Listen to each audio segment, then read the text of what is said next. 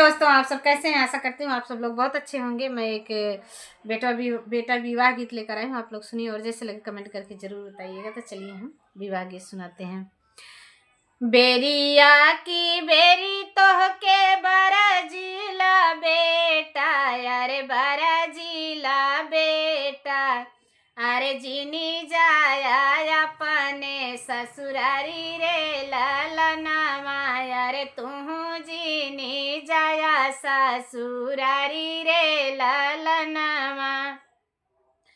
उही ससुररिया बेटा रतनी चिरैया, अरे रतनी चिरैया, अरे तोहो काजल है भारा माई रे ललनामा, अरे तोहो काजल है भारा माई रे ललनामा।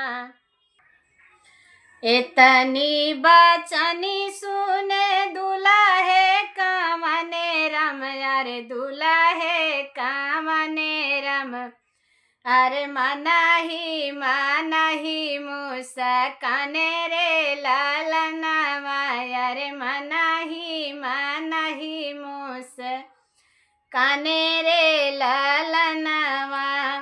एक हाथे ले मैया सोने कई पिंजड़वा, अरे सोने कई पिंजड़वा, अरे एक हाथे मुट्ठी भर धन रे ललनामा, अरे दूसरे में मुट्ठी भर धन रे ललनामा।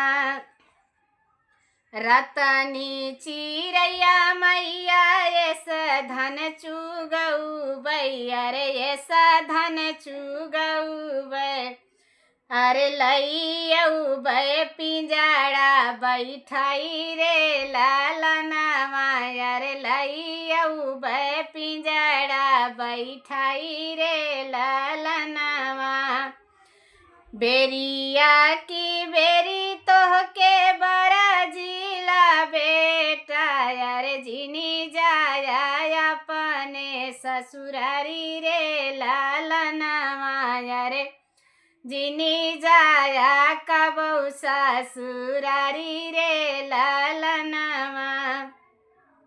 ओही ससुररिया बेटा चांचल चिरैया, अरे चांचल धेरियावा, अरे तोहो काजल है भारा माई रे ललनामा, अरे तोहो काजल है भारा माई रे ललनामा।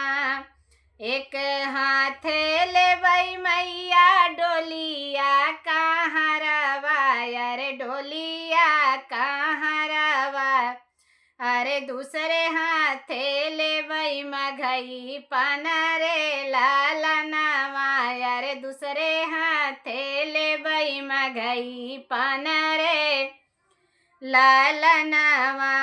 चांचल धेरियवा मैया एस केरी झऊ बैया रे, एस फूसलऊ बैया रे, एस केरी झऊ बैया रे, लइयऊ बै डोली बाई ठाई रे ललनामा, अरे लइयऊ बै डोली बाई ठाई रे ललनामा। एक बाना गईले दूसरे बाना गईले, दूसरे बाना गईले, अरे तीसरे बाना उनकर ससुरारी रे ललनामा, अरे तीसरे बाना उनकर ससुरार रे ललनामा। पालौना मोरी मैया रतनी चिरैया, अरे रतनी चिरैया, अरे परछौना अपनी पातोहरे ललनामा, अरे परछौना अपनी पातोहरे ललनामा। पालौना मोरी मैया रतनी चिरैया, अरे रतनी चिरैया अरे परी छौनाया पनि तोहरे ललनामा अरे परी छौनाया पनि तोहरे ललना